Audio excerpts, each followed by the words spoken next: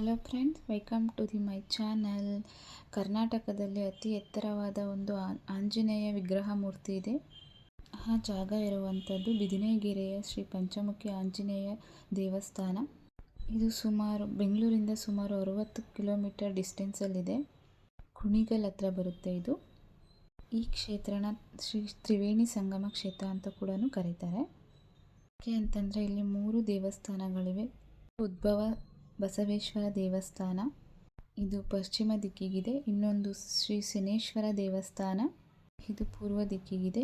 ಇನ್ನೊಂದು ಪಂಚಮುಖಿ ದೇವಸ್ಥಾನ, ಇದು ದಕ್ಷಿಣ ದಿಕ್ಕಿಗಿದೆ.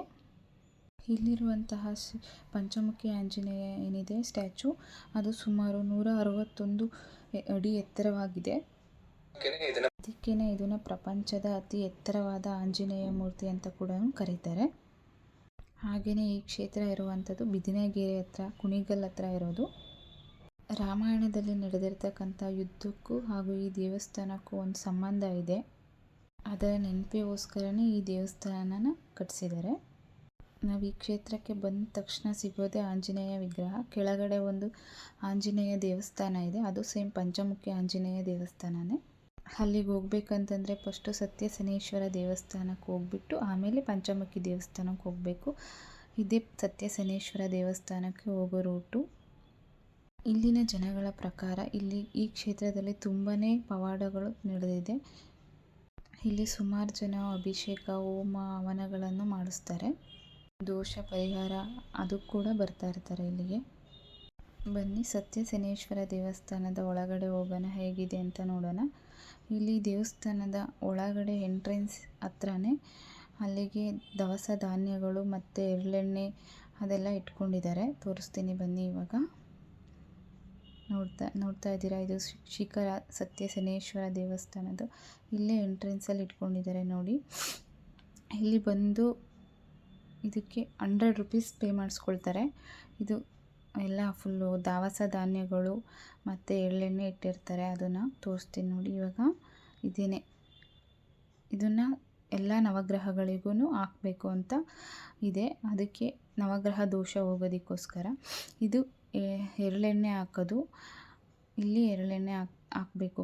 ಅದರಲ್ಲೇ ಕೊಟ್ಟಿರ್ತಾರೆ, ತೊಗೊಂಬಂದು ಅದನ್ನು ಹಾಕಬೇಕು. ಇಲ್ಲಿ ಎಳ್ಳೆಣ್ಣೆ ನಮ್ಮ ಶನಿ ದೋಷ ಏನಾದರೂ ಇದ್ದರೆ ಅದು ಹೋಗಲಿ ಅನ್ನೋ ಕಾರಣಕ್ಕೋಸ್ಕರ ಇದು ಎಳ್ಳೆಣ್ಣೆ ಹಾಕೋದಕ್ಕೆ ಇಟ್ಟಿದ್ದಾರೆ.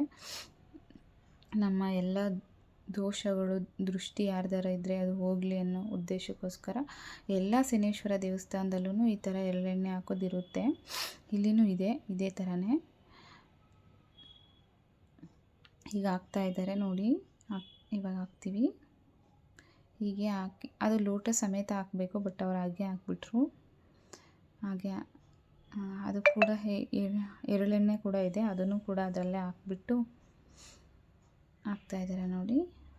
ಹೀಗೆ ಹಾಕ್ಬಿಟ್ಟು ಫುಲ್ಲೆಲ್ಲ ಹಾಕಿ ಮತ್ತೆ ನವಗ್ರಹಕ್ಕೆ ಧಾನ್ಯಗಳಿರುತ್ತಲ್ಲ ಅದನ್ನೆಲ್ಲ ನವಗ್ರಹಕ್ಕೆ ಒಂದೊಂದು ಗ್ರಹಕ್ಕೂ ಒಂದೊಂದು ತರಹದ ಧಾನ್ಯ ಹಾಕಬೇಕು ಅಂತ ಇರುತ್ತೆ.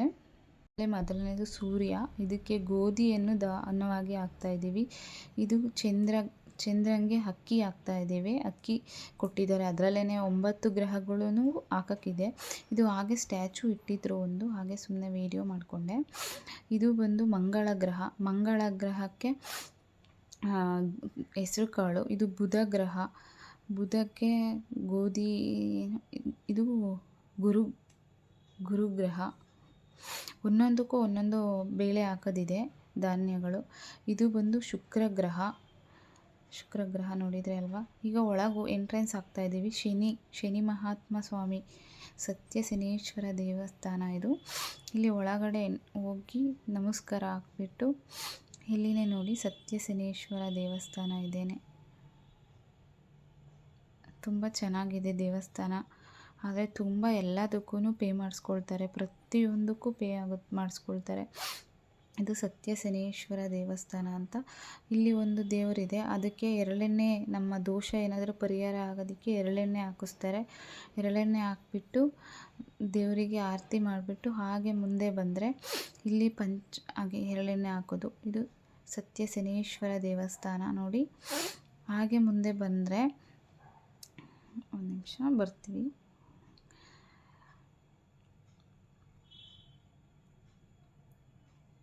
ಹಾಗೆ ಮುಂದೆ ಬಂದರೆ ಇಲ್ಲಿ ಪಂಚಮುಖಿ ದೇವಸ್ಥಾನ ಇದೆ. ಇದು ಆಂಜನೇಯಂದು. ಇಲ್ಲಿ ಬಂದರೆ ಶನಿ ಮಹಾತ್ಮ, ಇನ್ನೊಂದು ನವಗ್ರಹದಲ್ಲಿರೋ ಶನಿ ಮಹಾತ್ಮದ್ದು ದೇವಸ್ಥಾನ ಕಟ್ಟಿದ್ದಾರೆ.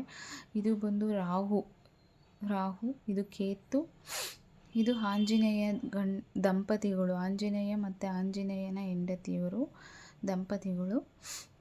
ಹಾಗೆ ಹಿಂಗೆ ಬಂದರೆ ಕೆಳಗಡೆ ಬಂದರೆ ಪಂಚಮುಖಿ ಆಂಜನೇಯ ಸ್ಟ್ಯಾಚು ಕೆಳಗಡೆ ಇರುವಂತಹದ್ದು ಇದು. ಒಳಗಡೆ ಎಂಟ್ರೆನ್ಸಲ್ಲಿ ಪಂಚಮುಖಿ ಆಂಜನೇಯ ಅಂತ ಹಾಕಿದ್ದಾರೆ ನೋಡಿ. ಇಲ್ಲಿ ಅರ್ಚಕರು ತೀರ್ಥ, ಮಂತ್ರಗಳು, ಆರತಿ ಎಲ್ಲ ಇಲ್ಲೇ ಸಿಗುತ್ತೆ. ಏನಾದರೂ ದೋಷ ಪರಿಹಾರದ್ದು ಎಲ್ಲ ಇವರೇ ಹೇಳ್ತಾರೆ, ಏನೇನು ಮಾಡಬೇಕು ಅಂತ ಎಲ್ಲ. ಇದು ಮಂತ್ರಗಳು, ತಾಯ್ತಗಳು. ಇದು ಪಂಚಮುಖಿ ಆಂಜನೇಯ ನೋಡಿ. 5 ತಲೆ ಇರುವಂತಹ ಆಂಜನೇಯ, ಒಂದೊಂದು ತಲೆಗೂ ಒಂದೊಂದು ರೂಪ ಇದೆ. ಪಂಚಮುಖಿ ಇಲ್ಲಿ ಹಿಂದೆಗಡೆ, ಅದರ ಹಿಂದೆನೇ ಪ್ರಸಾದಗಳು ಇಟ್ಕೊಂಡಿದ್ದಾರೆ. ಇದು ಅಲ್ಲಿ ಸ್ಟ್ಯಾಚು ಹಾಕಿರೋದು ನವಿಲಿಂದು. ಇನ್ನೊಂದು ಸಲ ಪಂಚಮುಖಿ ದರ್ಶನ ಮಾಡಿಕೊಂಡು ಮತ್ತೆ ಕೆಳಗೆ ಇಳಿತಾ ಇದ್ದೀವಿ. ಇಲ್ಲಿ ಇಳಿದೆ ಅದು ಯಾವಾಗ ಸ್ಥಾಪನೆ ಮಾಡಿದರು ಅಂತ ಎಲ್ಲ ವಿಗ್ರಹಗಳದ್ದು ಎಲ್ಲ ಹಾಕಿದ್ದಾರೆ. ಎಲ್ಲ ಥರದ ವಿವರಣೆಗಳು ಇದರಲ್ಲೇ ಕೊಟ್ಟಿದ್ದಾರೆ. ಶ್ರೀ ಕ್ಷೇತ್ರ ಪಂಚಮುಖಿ ಆಂಜನೇಯ.